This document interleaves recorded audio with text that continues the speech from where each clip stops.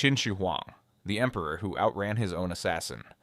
In 227 BC, the most powerful man in China sat on his throne as two visitors from the state of Yan arrived bearing gifts. One carried a severed head in a box, the other carried a rolled map with a poisoned dagger hidden inside. The assassin's name was Jing Ke, a wandering swordsman hired by the crown prince of Yan to kill the king who was conquering every state in China. The plan was simple: unroll the map, grab the dagger, and stab the king before anyone could react. Jing Ke's partner was a young man named Huang, chosen for his nerve. But when they entered the throne room and saw the king surrounded by his court, Yang froze. His hands shook and his face went white. The courtiers noticed immediately. He stepped forward and began unrolling the map across the king's table. As the silk reached its end, the dagger appeared. Jing Ke grabbed the king's sleeve with one hand and reached for the blade with the other. For one heartbeat, the most powerful man in China was inches from death. The king jerked backward and tore his sleeve clean off his robe. He leapt from his seat and ran. Jing Ke chased him around a bronze pillar in the center of the hall, dagger in hand, while every courtier stood frozen in shock. No one was allowed to carry weapons in the king's presence. The king reached for his own sword but could not draw it. The blade was ceremonial, nearly 3 feet long, and clung to the scabbard while he ran. He circled the pillar again, pulling desperately at the handle, Jing Ke closing the distance with every stride. A court physician named Xia Wuju did the only thing he could. He grabbed his leather medicine bag and hurled it at Jing Ke. The bag struck the assassin and slowed him just long enough for the king to gain a few steps.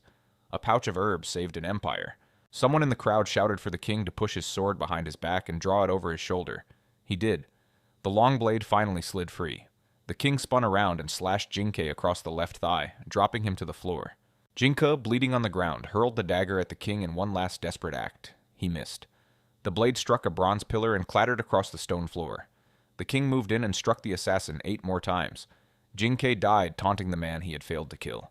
Yang, who had frozen at the door, was killed by the guards before he could run.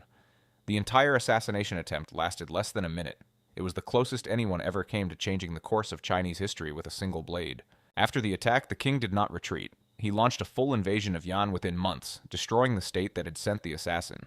The crown prince who ordered the plot was executed by his own father in a desperate attempt to appease the conqueror. It did not work. A second attempt came years later. Gao Jianli, a close friend of Jing Ke, was invited to play music for the emperor. His instrument had been weighted with a slab of lead. He swung it at the emperor's head and missed. He was killed on the spot. The attempts changed the emperor. He built secret tunnels connecting his 200 palaces so he could travel unseen. He slept in a different room every night and executed anyone who revealed his location. The man who unified China spent his final years hiding from the dark. He survived every assassin sent against him, but he could not survive himself. Huang died at 49. Poisoned by the mercury pills he swallowed in pursuit of eternal life. The man who outran a dagger in his own throne room was killed by the elixir he believed would save him. Hey, if you've made it this far, you're my kind of person. Hit subscribe and I'll keep the stories coming. Napoleon III, bombed at the opera and walked inside. On the evening of January 14, 1858, Napoleon III and Empress Eugenie rode through Paris in an armored carriage on their way to the opera. 3 men waited in the crowd outside the theater, each holding a handmade bomb. The lead conspirator was Felice Orsini, an Italian revolutionary who blamed Napoleon for blocking the unification of Italy. He had designed the bombs himself, iron spheres filled with fulminate of mercury and shrapnel. They were built in England and smuggled into France disguised as gas machinery. The first bomb landed among the mounted escort in front of the carriage. The explosion tore through the horsemen and scattered the crowd. Before the smoke cleared, a second bomb struck the carriage itself, shattering every window and wounding the horses pulling it. The third bomb rolled beneath the carriage and detonated directly underneath. A policeman running to protect the emperor took the full force of the blast. The gas lamps lining the street were blown out, plunging the entire scene into darkness and chaos. 8 people died that night and over 150 were wounded. 1 horse was killed instantly. The other was so badly injured it had to be destroyed. The bombs had turned a crowded Parisian street into a battlefield in less than 10 seconds.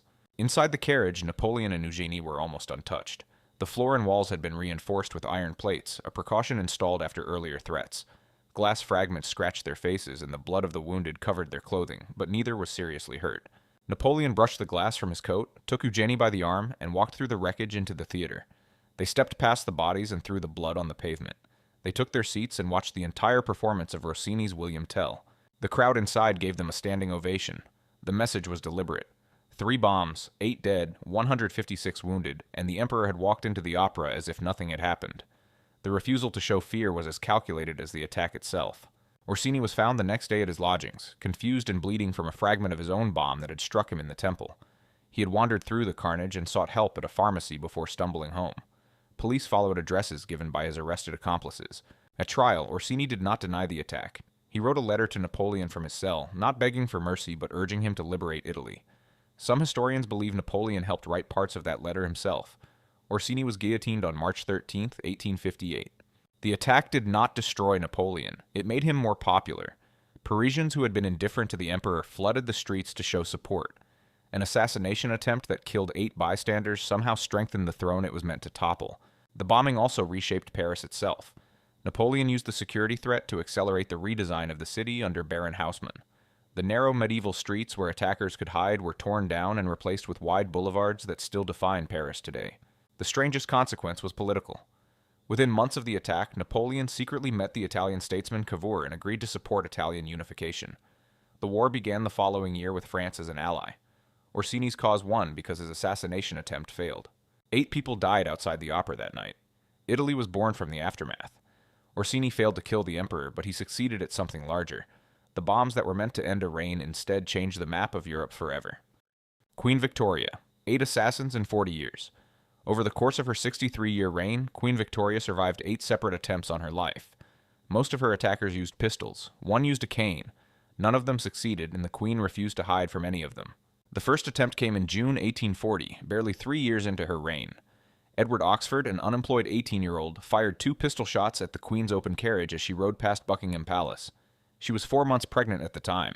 Both shots missed from just yards away. After the shots, Victoria and Albert continued their ride through Hyde Park as if nothing had happened. Albert later wrote that they drove on partly for fresh air and partly to show the public they had not lost confidence. The Queen was 20 years old and already fearless. Oxford was found guilty but insane and locked away for 24 years. His attack set a pattern that would repeat for decades. A young man, usually unemployed and mentally unstable, would fire at the Queen's carriage in public. The gun would miss or misfire. The crowd would intervene. In May 1842, John Francis stalked the Queen's carriage and aimed a pistol at her on Constitution Hill. The gun failed to fire. Francis vanished into the crowd. The next day, Victoria insisted on riding the exact same route to draw him out. Plainclothes officers lined the street and waited. Francis appeared again and fired from 5 paces away. He missed. Officers tackled him instantly. Victoria commuted his death sentence to exile. Less than 6 weeks later, a third man named John William Bean tried the same thing with a pistol loaded with tobacco pipe scraps. The attacks kept coming through the decades. William Hamilton in 1849 was an Irish bricklayer tired of being unemployed who decided prison was better than the streets. His pistol was loaded with powder but no bullet. He got what he wanted and was shipped to a penal colony. In 1850, Robert Pate became the only attacker to actually hurt the Queen. He walked up to her open carriage and struck her across the forehead with an iron-tipped cane. The blow left a deep bruise, a black eye, and a scar that lasted for years. Victoria appeared at Covent Garden 2 hours later with the bruise clearly visible on her face. She wanted the country to see that she was not afraid. Her popularity surged after every attack. The assassination attempts were becoming the best publicity the monarchy had ever received. In 1872, Arthur O'Connor scaled the wall of Buckingham Palace with a broken flintlock pistol and charged the Queen's carriage in the courtyard. Her servant John Brown seized O'Connor by the throat and threw him to the ground before he could pull the trigger. The final attempt came in 1882.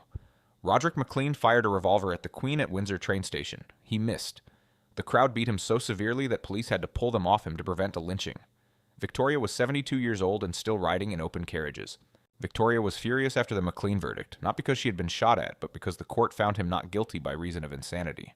She pressured Parliament to change the law so future defendants would be found guilty but insane and locked away, not acquitted. None of the 8 attackers were professional assassins. Most were young, poor, or mentally unstable. One wanted fame, one wanted prison. One wanted Irish prisoners freed. The Queen refused to hide from any of them and kept riding in open carriages until the end of her life. Victoria died in 1901 at the age of 81, surrounded by family, not from a bullet or a blade, but from old age. She outlived every man who tried to kill her. 8 attempts in 40 years, and the most dangerous injury she ever suffered was a bruise from a man with a cane. Alexander III, the Tsar too strong to kill. On March 13, 1881, Alexander III watched his father bleed to death in the Winter Palace. Tsar Alexander II had been torn apart by a bomb thrown at his carriage on the streets of St. Petersburg. The new Tsar inherited an empire and a target on his back. The bomb that killed his father had been built by Narodnaya Volya, a revolutionary group that believed assassinating the Tsar would spark a revolution. Alexander III responded with a crackdown so brutal that the entire organization was crushed within months. He surrounded himself with the Ochrana, the Tsarist secret police, and rarely appeared without heavy security. He changed routes constantly, trusted almost no one, and reversed every reform his father had made. His father had tried to open Russia and was murdered for it. In 1887, the revolutionaries came for him again. A group of university students calling themselves the terrorist faction planned to bomb his carriage on the anniversary of his father's assassination. They built crude explosives filled with dynamite and lead pellets dipped in strychnine. The Ochrana was watching. On March 1st, police arrested 3 conspirators on the Nevsky Prospect carrying the bombs hidden under their coats. In the days that followed, hundreds of suspects were rounded up. 15 were charged with conspiracy to assassinate the Tsar. The leader of the plot was a 21-year-old chemistry student named Alexander Ulyanov. He had designed the bombs and written the group's manifesto. At trial, he refused a lawyer, defended himself, and gave a speech about the moral right of revolution. 5 conspirators were hanged at Schlisselburg Fortress, Ulyanov among them. The rest were pardoned by Alexander himself. The Tsar who crushed the plot had no way of knowing that by hanging Ulyanov, he had lit a fuse far longer than any bomb. Back in the town of Simbirsk, a 17-year-old boy received the news that his brother had been hanged. His name was Vladimir Ulyanov. Years later, he would take a different name, Lenin. The execution did not end the revolution. It created its architect. A year after the plot, on October 29, 1888, the imperial train carrying Alexander and his family derailed at high speed near the station of Borky.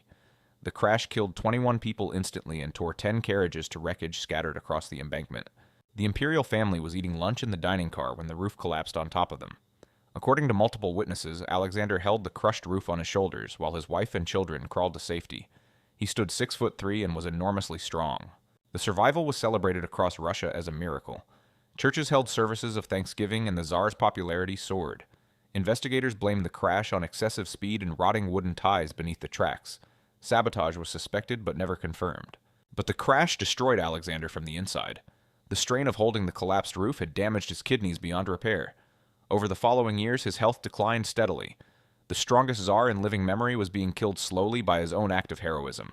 Alexander III died on November 1st, 1894, at the age of 49. The assassins with their strychnine bombs never touched him. The train crash he physically overpowered accomplished what no revolutionary could. His body surrendered before his enemies ever reached him. He left the throne to his son Nicholas II, a man unprepared for what was coming. Within 23 years, the boy from Simbirsk, whose brother Alexander had hanged, would return as Lenin and tear the empire apart. The Tsar survived the assassins. His dynasty did not survive their legacy. If you enjoyed this video, hit the subscribe button for more. Drop your thoughts in the comments below and see you in the next one.